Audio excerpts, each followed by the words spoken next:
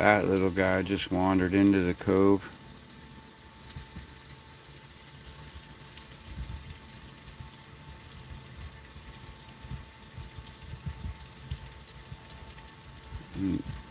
It actually, I don't know, I can't tell from here. He's like 50 feet away, 50 yards away. He kind of looks almost crocodilian from this angle, which wouldn't be completely out of realms of possibility. I've just never seen a crocodile on this side, this far north, on the west coast, which I'm really not that far north. He's probably smelling the sausage I'm cooking. I need to make sure I don't drop any of that in the water now, knowing that he's here. It's very crucial here in Florida that you don't get any of the alligators, caimans, or crocodiles used to, like, the idea of coming up. See that little wave from me moving, they'll probably get his attention. You don't want them getting used to thinking of people as a source of food, because they don't, they end up eating people or pets. Anyway, I'm hoping the thing is, that's the whole thing. I'm trying to get them used to showing themselves and not being afraid, but at the same time I don't want them so unafraid that they come over and approach people. There's a lot of family, young kids and stuff kayaking around here, and that's no bueno.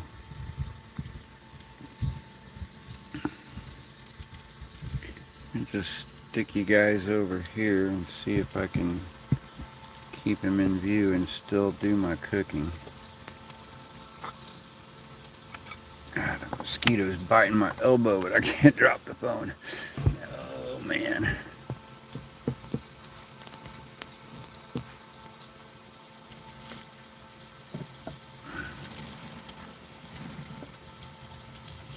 I could be wrong. I could be mistaking some flotsam or something. That thing hasn't moved really. It's just kind of drifted in like that.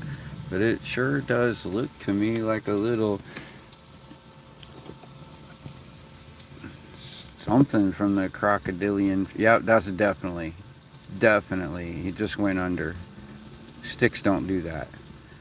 Hey Donald, I'm looking at either an alligator or a little crocodile there. Just drifted in, and I wasn't sure until just now, because it was just kind of just not moving, and now all of a sudden it just sank another inch lower. Like when it saw me moving, it tried to hide a little more. See it going under? Now the snout's under. Yeah, it's still showing eyes, but the snout is almost under, and sticks don't do that.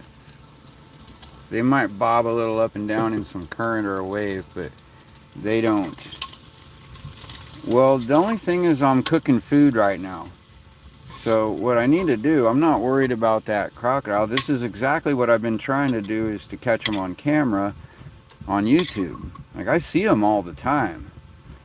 But what I need to be careful of, for you viewers out here watching me do this and you hear some sausage cooking in the background, that's very well possible that that's what tempted him to get this close.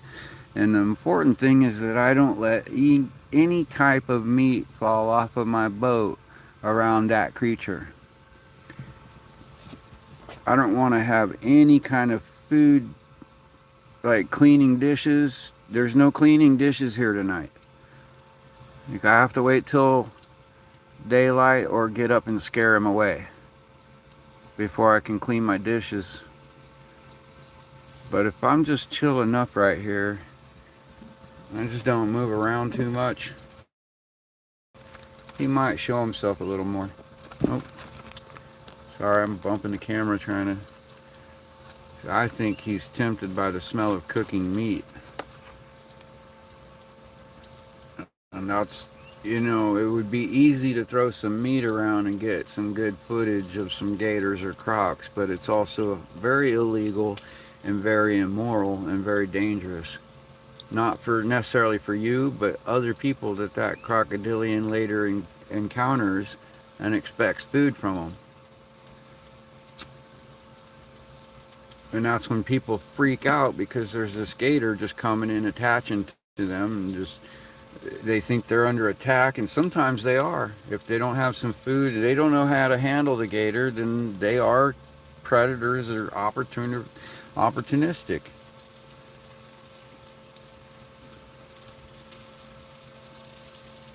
I don't want to jump in and scare him away. Right, this is the first time all season that I've gotten one to get this close and showing himself on camera. I had a 12-footer, 10 or 12-footer come through showing the whole body, head, body, and tail all the way down the line. From right view to left view all the way across. But I couldn't get the camera on and streaming fast enough. I could just, he was gone. He saw me and he didn't sink, but he just kept going. Cricketers in the ponds at McDill. Oh, crocodiles up at McDill? You're kidding. You got to be talking about alligators. Well, I don't know. Like I said, I can't even be sure. I don't see that good. Maybe if I have my telescope, I might be able to tell if he's a crocodile or a gator. Yeah, you caught it in time, bro. This is like, I haven't got a video or a clip or a picture of a gator or any of the crocodilians since last year. It's the first time this year that I've actually got one on camera and definitely confirmed it was not just a floating log. Shit, there we go. He's still hanging. You probably get him a fish here in a minute. If he hangs out long enough, one of these fish will go by. But he's stalking like a crocodile, man. It's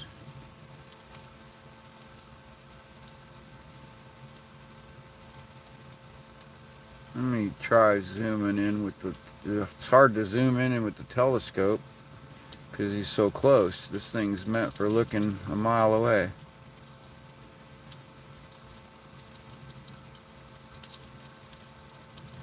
Gotta freaking find him in the rangefinder. At this range, it's hard to find him in the rangefinder. Gotta zoom all the way in. There we go. Where is he? Okay, I got the focus. Now I gotta find the... Okay, he's gone. I think he went under. See, before I could get the viewfinder on him, he's like, oh, I'm out of here.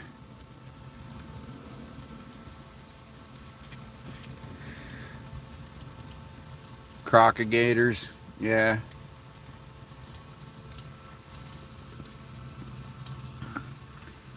Dang. Let me just make sure. Okay, no, if he came near me, all these snapper around me would take off. They're just chilling around me. It's like they're hiding from him over here next to me. They know he's in the water. The fish are his friends. No, the fish are his dinner. These fish are scared to death of that gator. Oh, the fish are my friends. Oh, yeah. Yeah, they trust me. I've been around and I haven't tried to catch any of them. and I'm not so careful about not letting them get my dinner scraps. Because it's better if they or the catfish get it than if one of these crocs get it and then goes after a person. A gator is... You just absolutely do not feed them. And if you see someone feeding them, call the FWC and get them on video, get their face on video, get their boat numbers on video, record that shit and report it, because that endangers children. And look, we don't want to live like they do in Africa and Australia, where everything out there is trying to eat you. Like, we want to look at nature from a distance and enjoy it, and sometimes even pass by it maybe without fear. But we don't want them coming after our kids when they're floating down the river on an inner tube. And that's what happens when you feed them.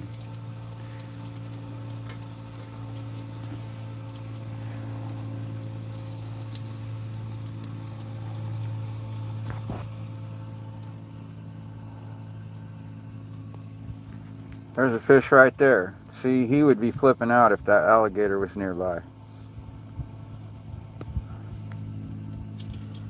What's up, Moni?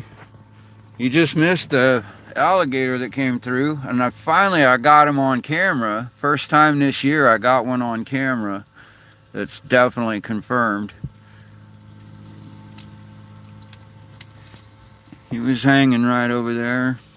I think he smelled the cooking food, and then he saw me moving around and trying to zoom in on him with the telephoto. I wanted to see, I wasn't sure if it's a gator or a crocodile. I'm not even sure what species of fish that is, because he's got stripes like a damn sheep's head, but he's not. I don't think it's a sheep's head. You don't have the two big teeth in the front like a sheep's head.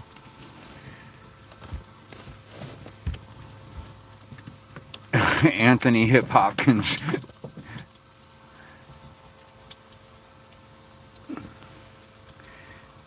How about this, Mr. Saunders? You can subscribe if you want, and you could choose to subscribe or not subscribe, and I don't really care. I appreciate the subscribers, but it doesn't, like, I'm gonna do my thing, and I'm journaling my journey.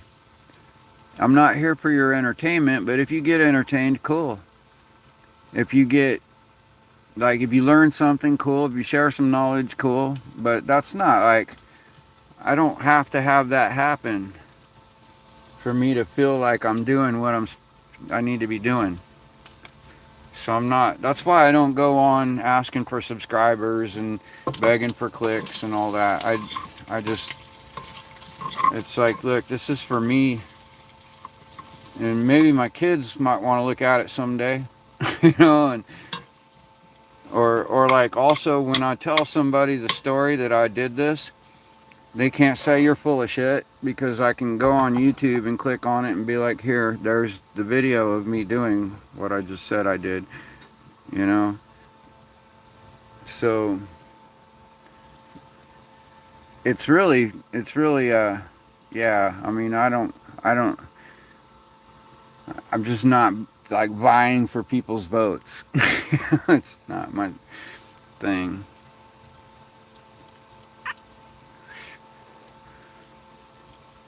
Somebody asked if I'm on a floating raft. Anthony, I don't know if you're still here.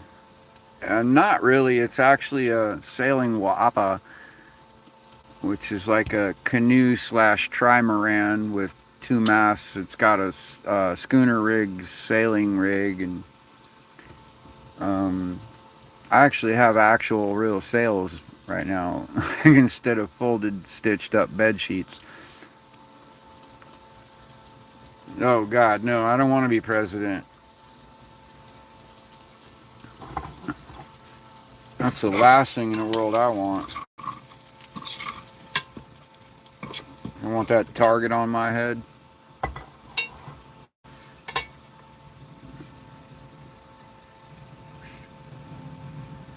Look at our current president, how much shit he's been through.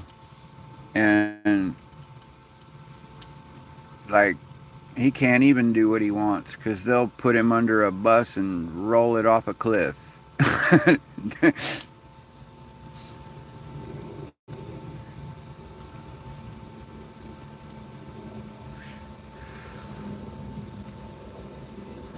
Oh, I don't know, man. I don't know about all that. I know he ain't trying to drain the swamp. I can tell you that much. He's protecting the people that are those redacted names, the perpetrators in the Epstein files. He's protecting them still.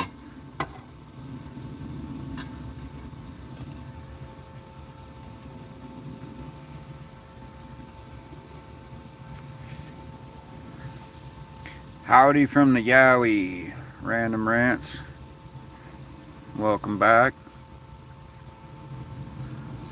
I've just watched, an entire 2 terms split by a left 2 terms, and both left and right protecting the Epstein class. And that tells me all I need to know. This government is thoroughly 100% corrupt.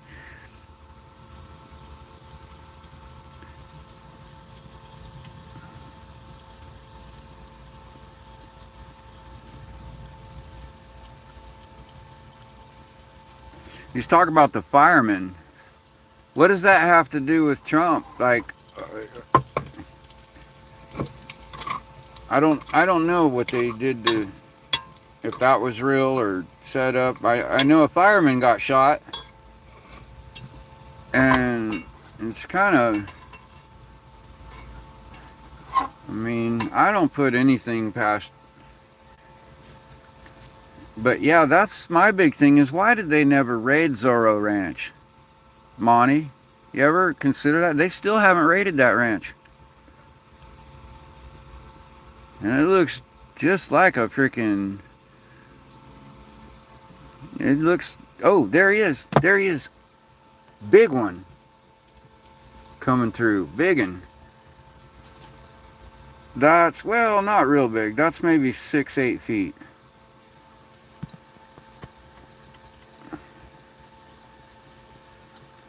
Look at him go. He sees me. He's just going to keep right on going. Actually, that might be 8 or 10 feet. Nah, that's 6 or 8 feet. He's staying well out of my way. Yeah, that is... Let me go ahead and bring the camera out where we can see him all the way by as he goes by. You see, that's the deeper area where he's at. He's just checking out the scene. He smelled the food and he's like, huh? Man, it smells good over here. And then he saw me and he's like, okay, maybe I'll go on by. Like, I don't know that guy. He might want to eat me. Like, he smells like a meat eater. He's over there eating some meat right now.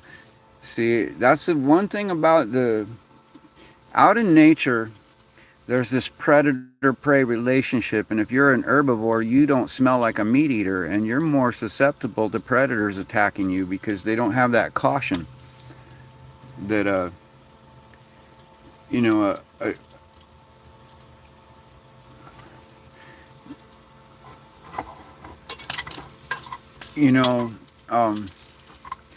but when a predator out there, like a mountain lion or something, smells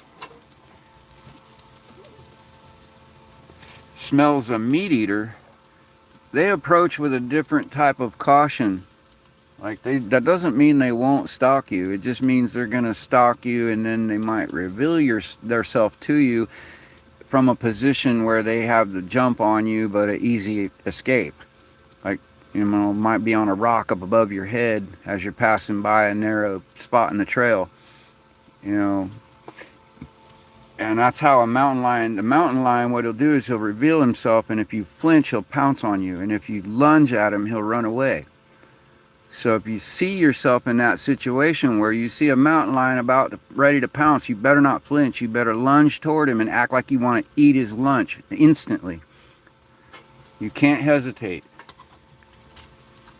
because you have to bluff him or shoot him.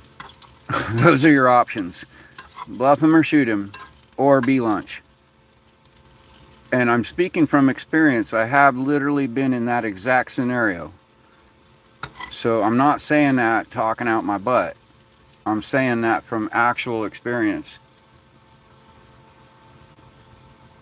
where I was on a narrow trail on the edge of a cliff in the Grand Canyon.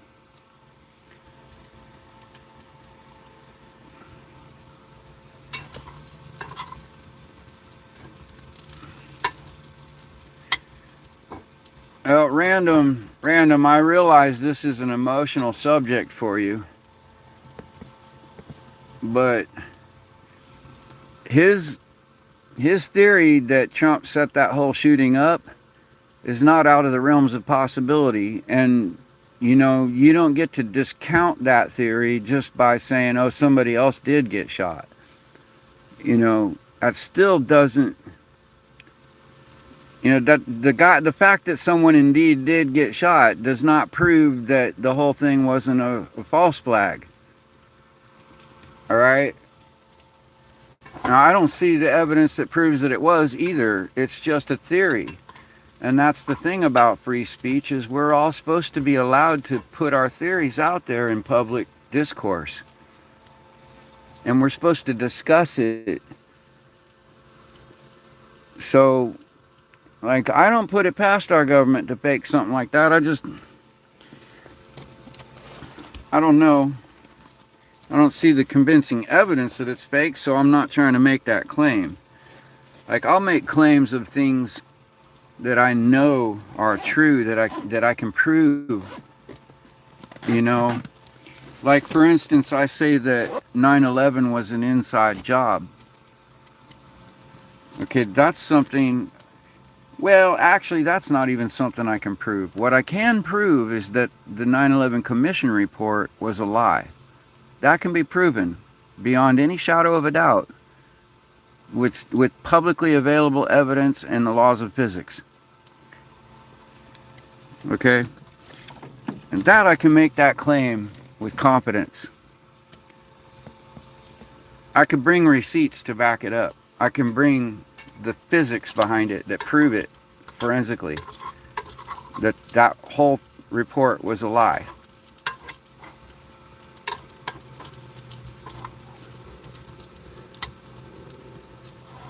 So I know for a fact that our government uses false flags and is not averse to killing citizens to get what they want politically.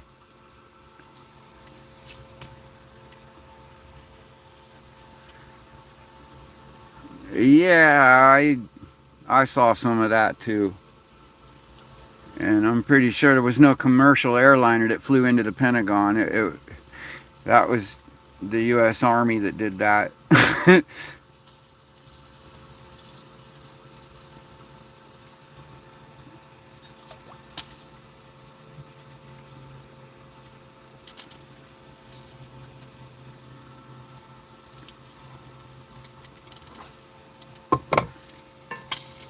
Who is that guy that was going around? He was an ex-cop and a school truancy officer or something, and he was going around like making claims about the Sandy Hook shooting and saying that that was a red flag or false flag event, where the kids they claimed were victim, he was saying they weren't even enrolled in the school at the time of the shooting,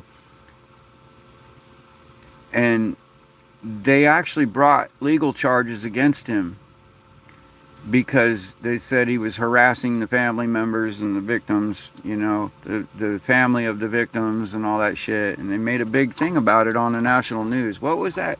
Yeah, what was his name? His first name was Wolfgang. What was his last name?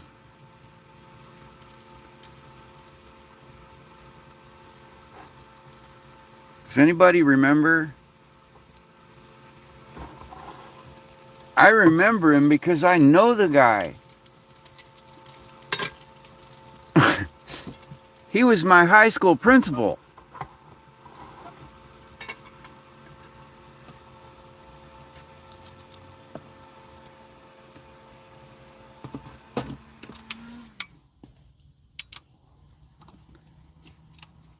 No, the Sandy Hook school shooting here in the States.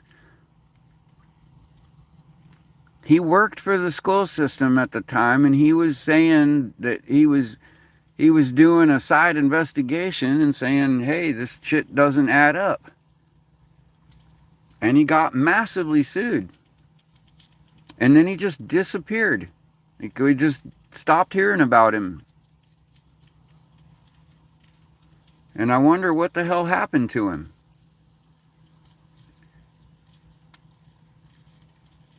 He was my high school principal at Lyman High School, class of 91. No, not Alex Jones. It wasn't Alex Jones.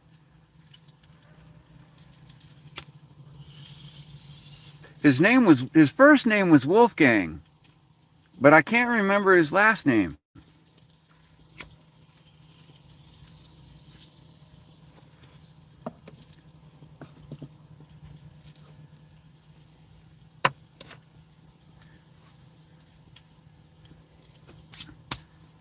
He may have been on the Alex Jones show or something, but yeah, Alex Jones would talk all kinds of mad shit.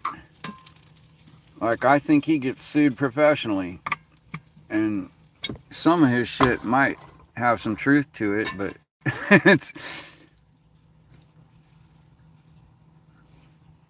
so he doesn't really, I don't know, I can't remember the guy's name.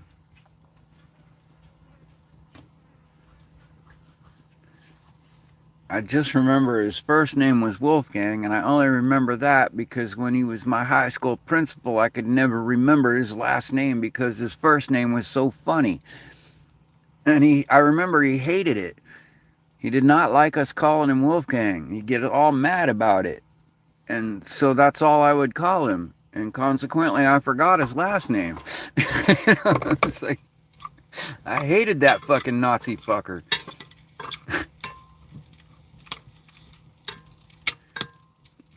He was the reason we had so much goddamn violence at our school. Because goddamn, man, the stupid fucker was afraid to arrest the criminals in our school. He kept punishing the victims of the gangs at our school instead of the gangsters.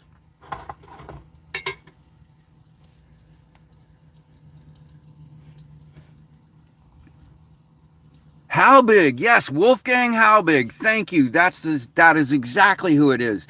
That was my high school principal.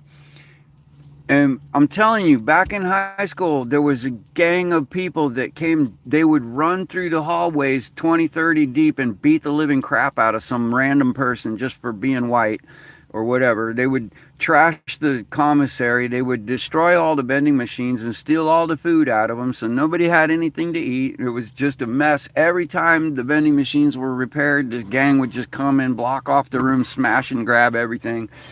Every day they were beating the living shit out of some random person, and every single time it happened, the freaking principal would suspend the victim.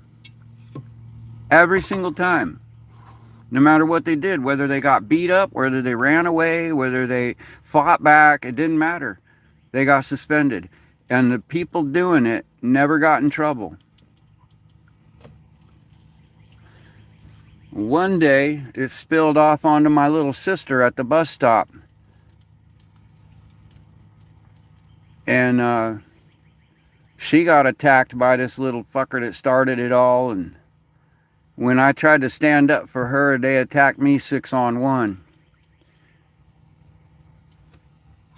And, well, these little wannabe gangsters didn't understand that my sister's uncle, my stepsister, her uncle, was a Harley mechanic.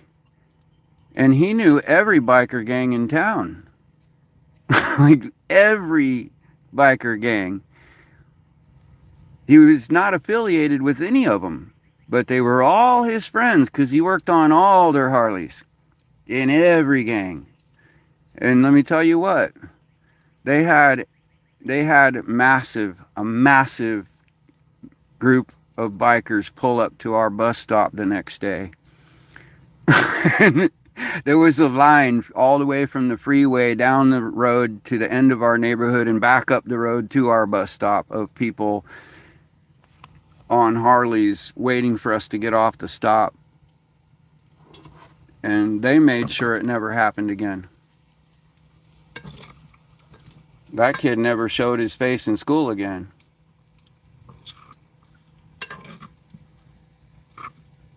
Yeah.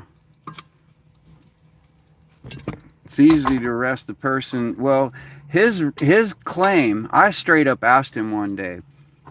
I said, look, I've been suspended for defending myself. I've been suspended for standing there taking a punch and not defending myself as you told me to do. And now I've been suspended for running away. And you calling it inciting a riot because I ran from 30 people who were trying to assault me. And I says, listen, I don't care about your rules anymore. I'm fucked if I do and fucked if I don't. And I said, the next motherfucker looks at me cross-eyed is going to the hospital in a stretcher, and it's going to be on your head. I told him that straight to his face.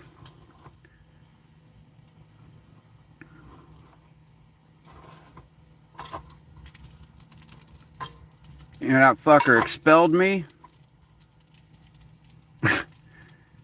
because I took my friend's knife from him and told him not to use it in a fight and was going to go lock it away. And he caught me and searched my shit before I got to the locker. And so he expelled me from school. And then he went around after my parents came, showed up. My dad took the pocket knife and handed it back to me in front of him. And then took my cigarettes and lighter and handed them back to me in front of him. And said, you ready to go? And we walked out, and he didn't have nothing to say to me, to the principal, about anything I did wrong. All right? So the principal went around the school asking my teachers about me and telling them that he had expelled me. And all my teachers flipped out and lobbied to have me admitted back into school. Half of my teachers were saying, half of my class won't pass. He's tutoring half my class. He's the reason half my class is passing right now. You can't kick him out. No, every time there's a fight, he's the one that talks it down. He's the one that breaks up the fight and calms everything down. He doesn't start shit ever. So then the principal and my teachers appealed to the school board to have me allowed back into school. Like, all that went down because of that fucking Wolfgang Halbig not knowing how to run the school right. And then he shows up years later trying to fight the whole system with his freaking conspiracy theory that he doesn't have enough freaking, like, whether he had enough evidence or not, he should have freaking realized that he made himself a target saying that shit. Because it takes a pretty big freaking agencies and freaking all kinds of powerful people in powerful places to pull off some move like that. You go around trying to expose that, you're just asking to be killed. I don't know what happened to him. What happened to Wolfgang Halbig? Where is he right now? Can anybody find that out? I'm curious. Because he just kind of disappeared. He was like Alex Jones screaming on the mic on TV and on YouTube and shit. And then all of a sudden he just got sued and disappeared into the woodwork.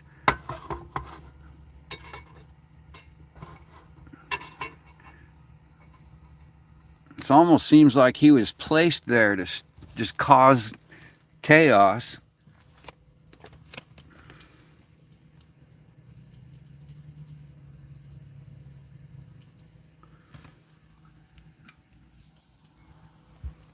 Yeah, Random, you just seem like you're really upset because you're in all caps and it looks like you're yelling. Like, all caps is the equivalent of yelling in text.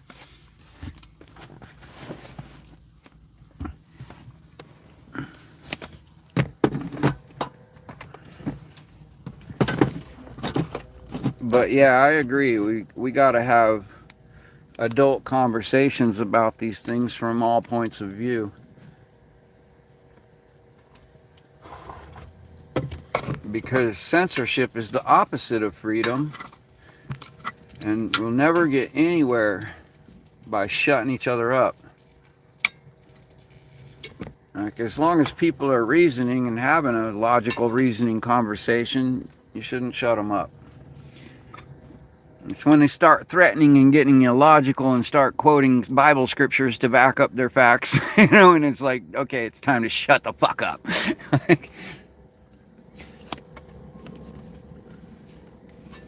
Like, you can back up your spiritual beliefs with a Bible, but you can't back up history and facts with Bible verses.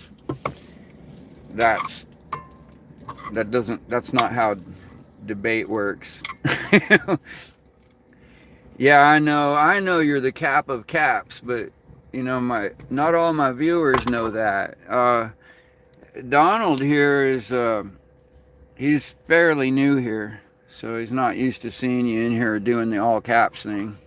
So I figured I'd just throw that out there so that everyone knows that yelling is just your normal thing. Yeah, Random just likes to yell all the time. He yells when he's saying, "Hi, good morning." He's like, walks in yelling at the top of his lungs every day.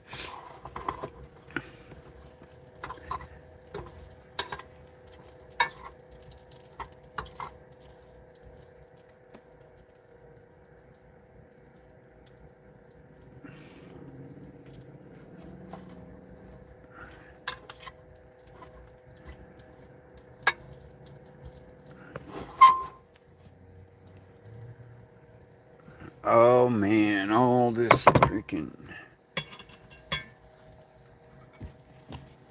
This sizzling is about done. Look at what I'm about to mow down on. Oh yeah. That's what I'm talking about. That's the sizzling you've been hearing for the last hour. And that's probably what drew the alligators through here to take a whiff at the place. I don't know what's going on over here. Hey, Dorcas. We do need to keep it civil because I want this video to upload.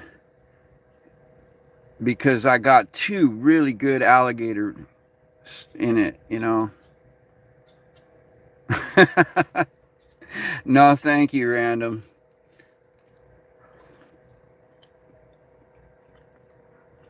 I don't know why YouTube blocked that. It was just... You're just joking, There wasn't anything really insulting there. But I don't know. The algorithm blocked that. I still get to see it, though.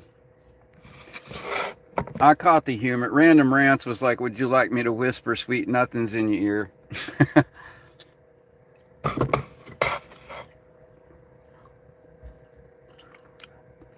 Yeah, I could. I usually set the videos to private after they upload, unless there's something like, because it's just us shooting the shit. But when something like that happens, like those gators going through, that's what I'm here for. That's what I'm trying to show on my channel to all the viewers in public. Like our private conversations, and they're public conversations, but that's probably going to be something like for members only sometime, whereas, because it's us regulars shooting the shit, and then there's a lot of political beliefs, and like sometimes embarrassing things come out, and it's fine, man. That don't need to be everybody in the world seeing that. But, I'm here so everybody in the world can see that gator that went through and learn about, not feeding them and why it's important not to feed them, and, things like that. Like how I can be out here and be safe from those gators that...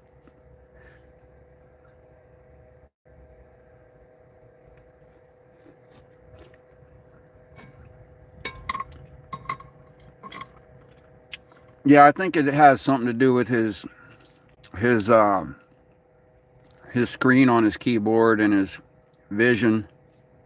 It helps him see to just have the bigger characters, I think. Something. We went through some discussion about it, and I just was like, yeah, whatever, okay. I used to do the same thing till I got a bigger screen and I could blow the letters up bigger.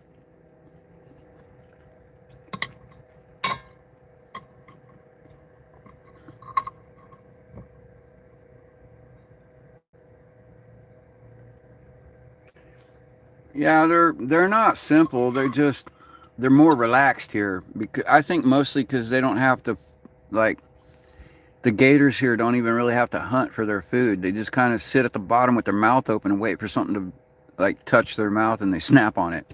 You know, and then unless they smell something, they'll come to smell it. But the crocodiles will actively hunt, but they're just not known for actively going after people around here. Whereas like in Australia or Africa, they see you, they're coming after you. For some reason, they're just not as aggressive toward people here.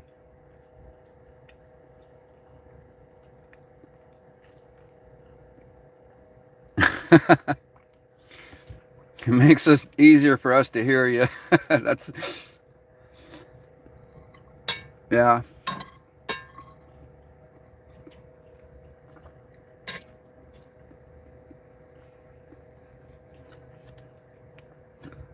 I mean, there is a. See if I can create a highlight. Shit, no, that's 49 seconds. It just goes back 49 seconds. So if this video goes on too long, it won't upload. But I could always just edit a piece of it out, like the part where the gator went through, and then make another clip out of it.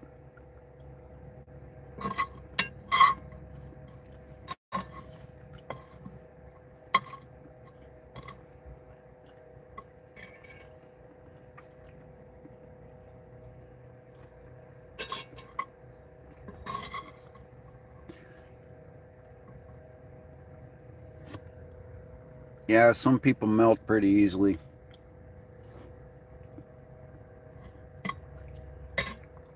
I won't boot people out for the size of their font.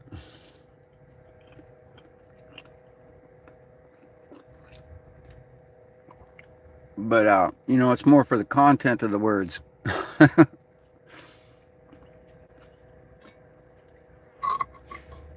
But I don't have font size envy, Like my little font works just fine for me, so I don't envy people with a bigger font. But yeah, there's those people.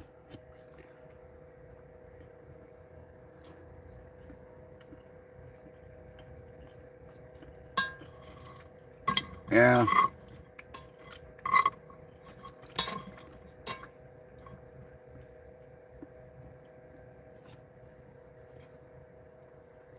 My videos will get, like, if I got, dude, Don, if you join me here and you know how to operate a camera, like, I know if you're ex-Navy, you at least gonna have basic survival skills. So, like, you already got that down.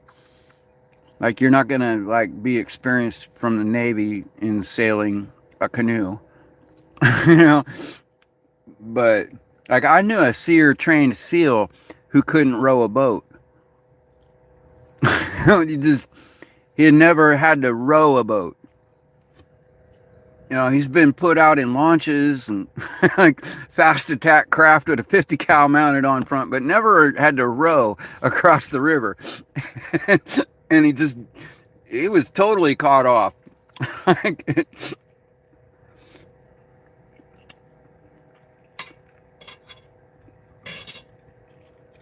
But, I don't have to teach you how to build a tent or pop a tent in the woods, or how to scout a proper spot for a camp, or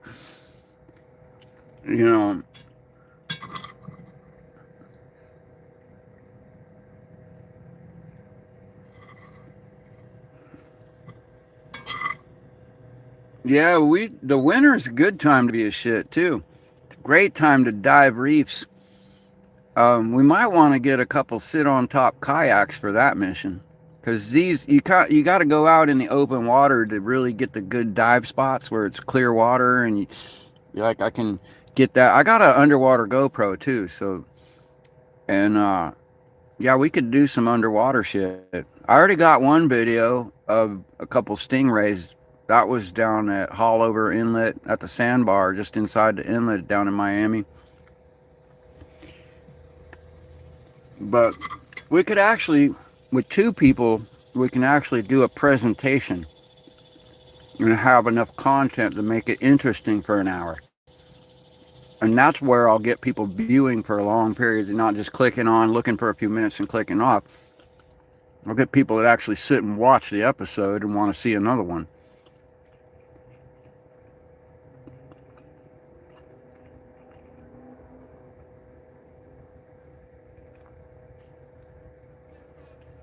Well, the thing with the canoe is setting it up to where you can camp in it under a tent, staying dry, anchored off the shore.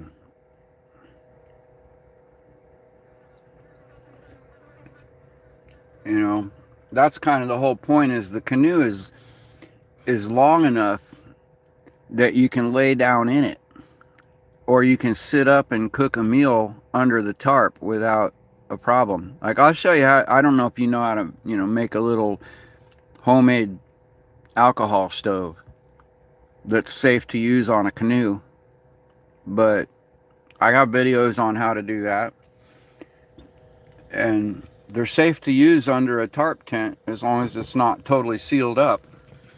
You got air breathing on the sides, but it's, air can vent in and out of it.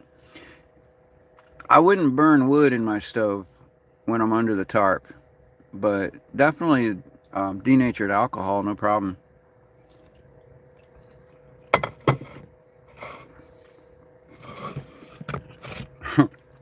Yeah, it does it to me too.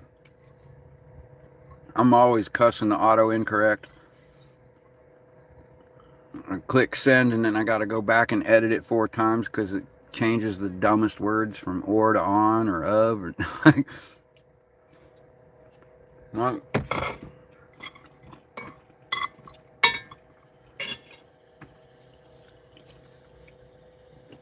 it's butt dial, Grandma, not booty call.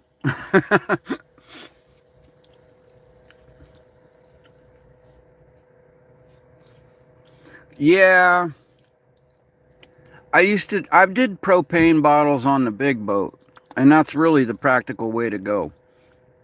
But on the canoe, that's really not the way you want to. You want to go with an alcohol burner on a canoe. Really, and I can get into all kinds of reasons why. It's just way safer, way more practical, and just makes more sense. And in fact, one of the first things I want to do once I get somebody here that's joined me, one of the first things I like to do is show how to make an emergency water maker where you can turn salt water into drinkable water just out of a few lightweight, minimal things that you bring along in your gear.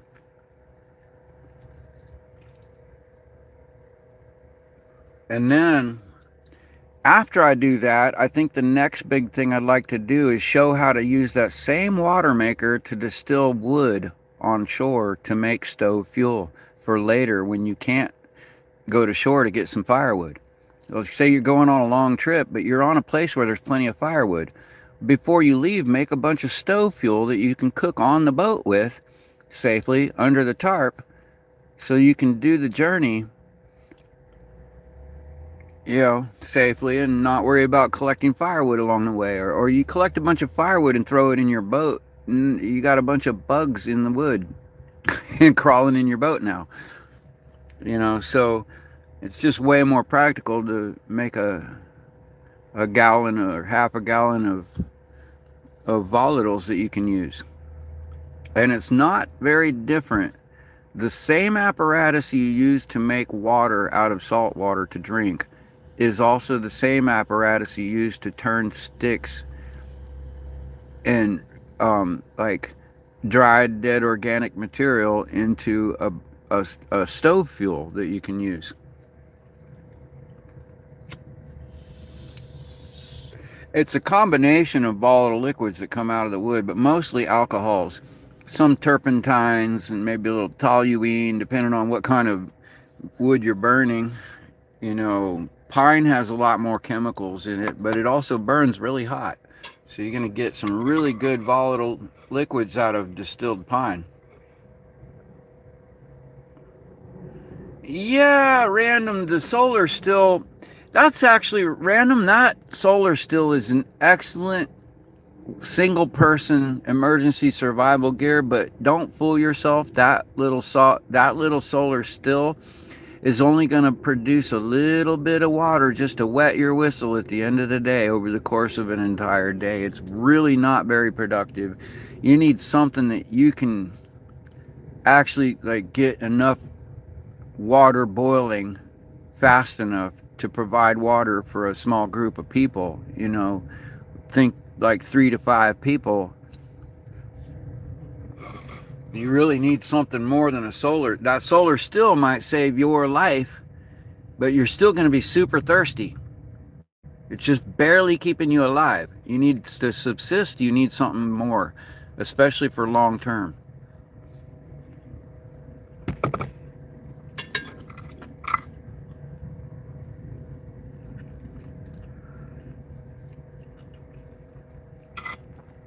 Well, I'm using a folding stove. Here, it's all burnt from cooking wood with it and stuff, but I'm going to show you its features. But you don't need this. Like I made these out of simple scraps.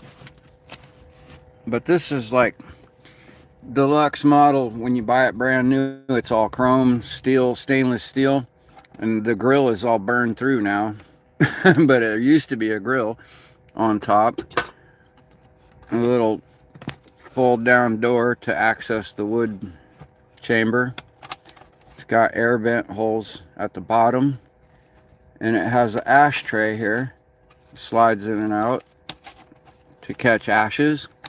And when you take this thing apart, and you take the grill inside, stays attached but folds up. And reach in here, and the grill, hold on,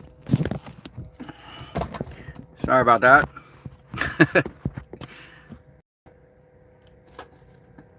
Show how this thing goes.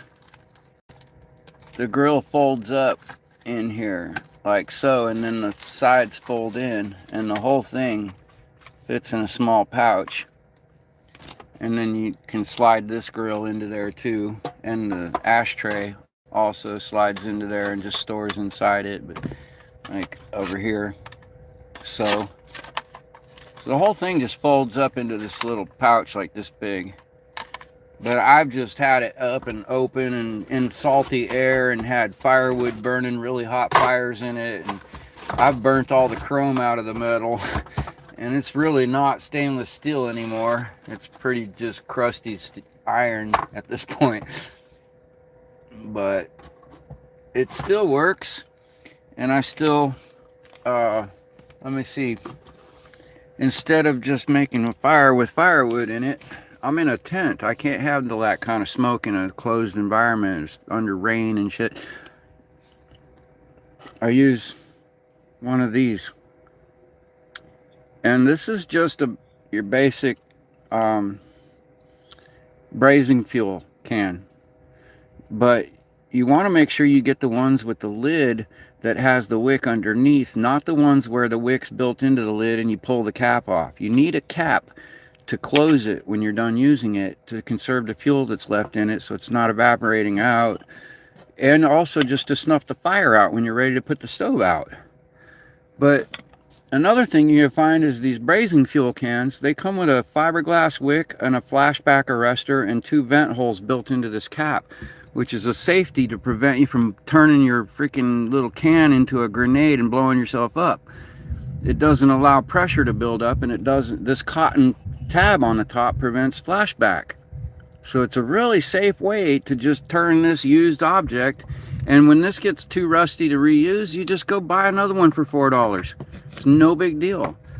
But the problem is the fuel that comes in these cans is for warming food, not cooking it, and it doesn't burn hot enough to boil noodles and fry some steak or any of that. So what you want to do is burn off the fuel, just let it burn off. And then you want to take a sharp object, like a knife you don't care about blunting, and go around the cap here and get into this little lip and go and pry it a little bit all the way around. And you'll see that eventually you can get an edge of this lip pried up enough to pop it open. And then after you do that, it fits pretty loosely in there. And it's not meant for this, but this wick, being made of fiberglass, it only gets shorter if I let the stove burn until it runs out of fuel and there's nothing left but glass to burn. And then it'll just burn a little bit of the tip of that glass before it finally goes out. All right, as long as you put this out before it runs out of fuel, that wick will never burn. And to give you an idea, I've been using this wick for more than 2 years. The same wick. And refilling it, let me show you what I refill it with that does burn hot enough to boil noodles and make some mac and cheese without it turning to mush. So I just pop that into the stove there. And that stove is also sitting in a big steel pot on the deck so that there's nothing around it that can catch fire. So I got a good air gap and metal flashing all around it, and it's sitting on a deck made of fiberglass, which is also fairly fireproof, very thermally insulated. So it's really a safe spot here to cook. And okay, this is what I use for stove fuel, which you can get at any hardware store and most Walmart supercenters, or any West Marine, or any fiberglass or paint supply that sells solvents. This isn't just stove fuel, it's also sold as a solvent, but just denatured alcohol is what you're looking for. Don't try anything else. Do not use white gas in these stoves. You will injure yourself.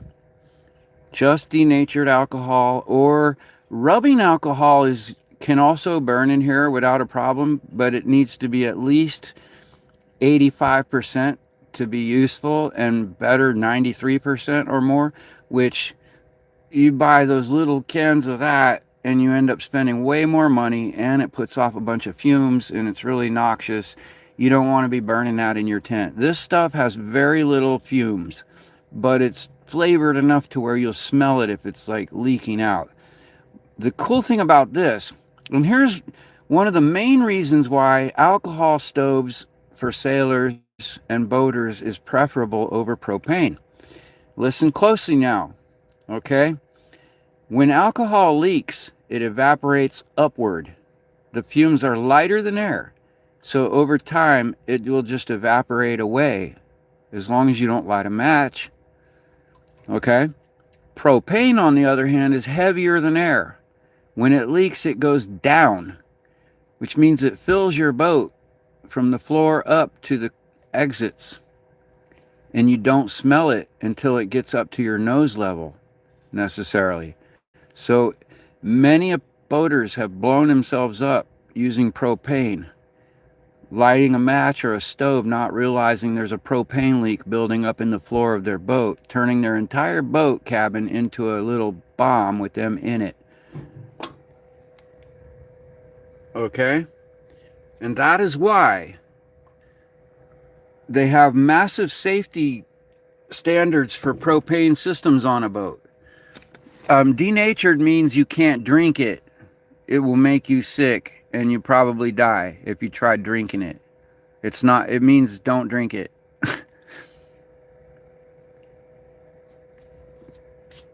The thing is, this is the type of ethanol that it's probably made from fermented stuff that you probably could eat, drink, and get drunk if it wasn't poisoned, because it's industrial level. You know, they put poison in it so you won't drink it because it's 100%. It's not 100 proof, it's 100%. and then they put a little poison in it, so it's like 99%, 95%, whatever, you know.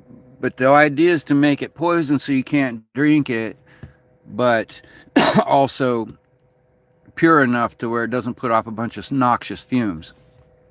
And it doesn't leave residue when you use it as a solvent. It doesn't leave a bunch of residue because of impurities.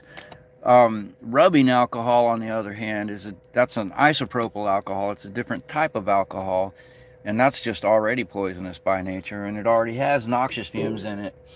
Even the 93%, like I said, you really don't want to burn it in an enclosed tent if you can avoid it. But it is tolerable. If you get 93%, it is tolerable. I keep 93% in my first aid, just in case I need to use it as stove fuel. You know, it's like it doubles as stove fuel and first aid. But like I said, you really want to get some ventilation going, fan blowing the fumes away from you if you're going to cook with that in something like this canoe, even with the tarps over it. You know, sterno, like I said, it doesn't burn hot enough. If you put, say you put a pot of water on to boil, it won't really bring it to a roiling boil. And then you throw some noodles in it, and it gets so cool and takes so long to boil back up that you run out of fuel before your noodles boil, and your noodles turn to mush. You can't make good pasta like that. There are certain things you really can't even trust the meat, because it just doesn't burn hot enough to get the pan hot enough to cook the meat to make it safe. So sterno, actually, don't get me wrong, they make different types of sterno. There's sterno stove fuel and there's sterno braising fuel. All right, braising fuel is not for cooking, it's for warming shit up. But the actual stove fuel, that will burn hot enough. Rate you? I don't even know you, dude. What am I even rating? At this point, you're scoring pretty low, bro.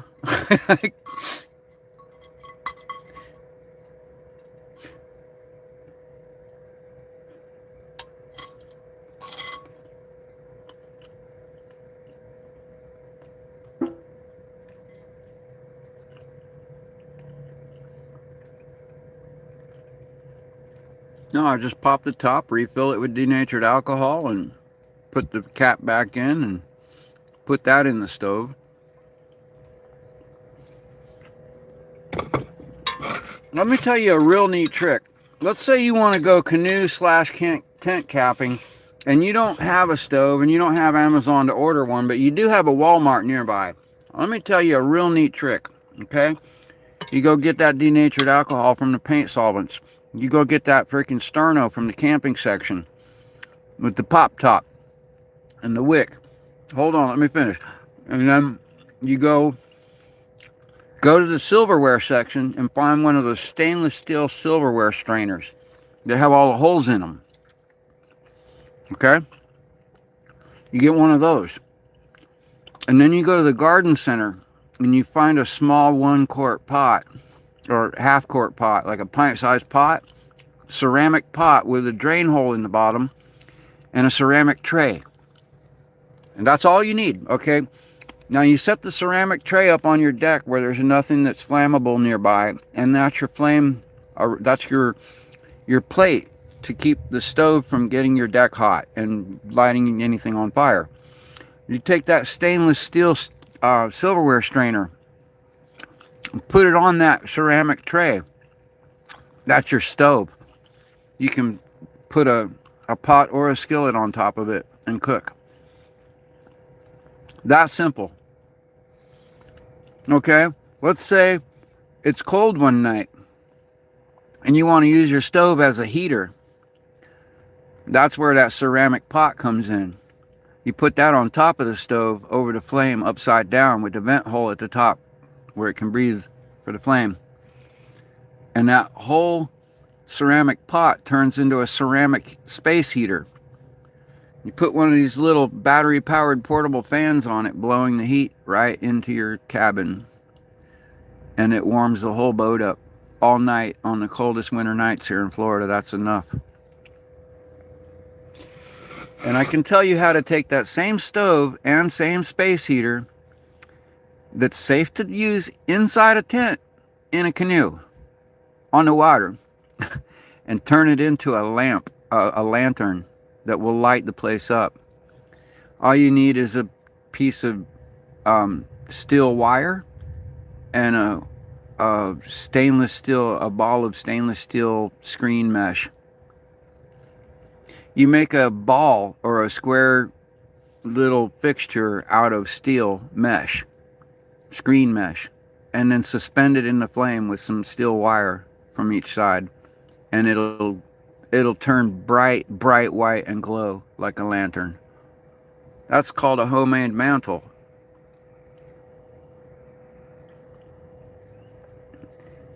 It burns for about 6 to 8 hours, depending on the size of this burner here and the alcohol. You know what alcohol you're burning in it, what temperature it burns at, but pretty much 6 to 8 hours for that burner. Which, you know, yeah, on a cold winter night, if I'm using it as a heater, I probably got to wake up about 3 o'clock in the morning and refill it.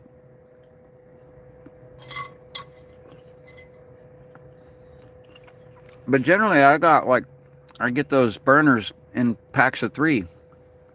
So on cold nights, I might have one burning when I go to bed and have another one near it to light and drop in, and I don't have to refill it in the middle of the night.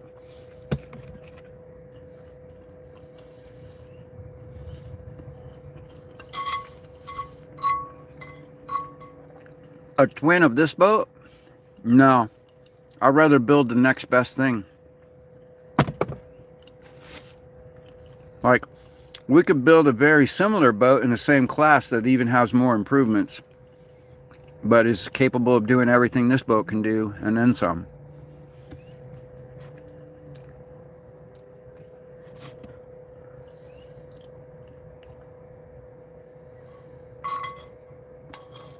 Am I Chinese?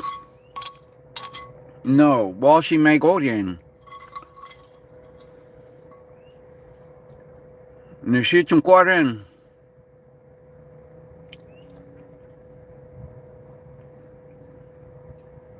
我要吃牛肉。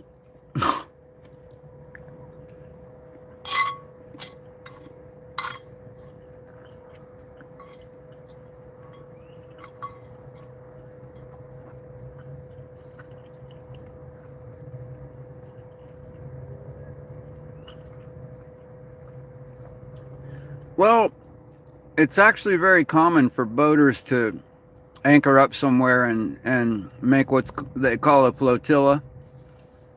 And you throw some bumpers down the side of your boat. Like I got my canoe tied alongside, right? You don't need a walk plank. You just put some bumpers over the side and you tie your bow line to their bow and your stern line to their stern with some bumpers in between, and you just step across.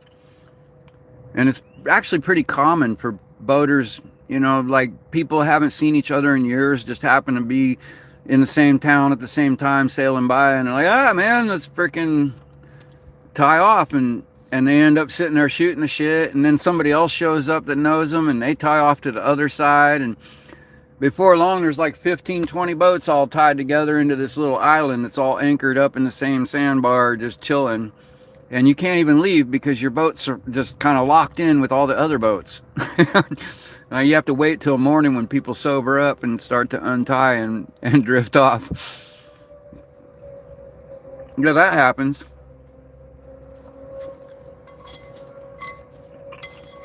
That happens at, like, on Juneteenth down at Hollover Inlet. You see thousands and thousands of boats doing that every time.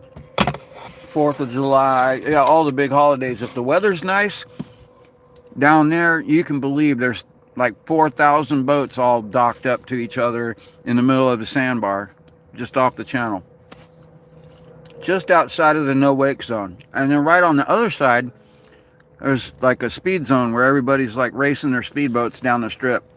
And it's a lot of fun, but you got to know you got to be You really got to know how to fly a boat right in rough water to get through there.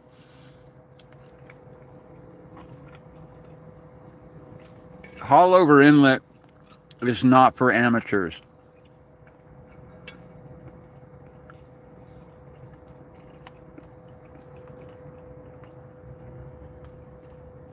That's one of the rougher inlets. John's Pass doesn't have a bunch of people like anchored up just inside. There's more like docks and bars and shit. But there are anchorages a little ways in. But the current going through that pass is just as strong as Haulover's current. It's really not for amateurs. Definitely not for small paddle vessels. You won't even make it against the current. Forget it. You just get swept away. What you have to do there, say if you were in a canoe and out in the open, or a kayak, and you needed to come into John's Pass, you'd have to wait till the tide's coming in or slack, because you're definitely not going to paddle in on an outgoing tide. You won't make it. Probably won't make it with a small trolling motor.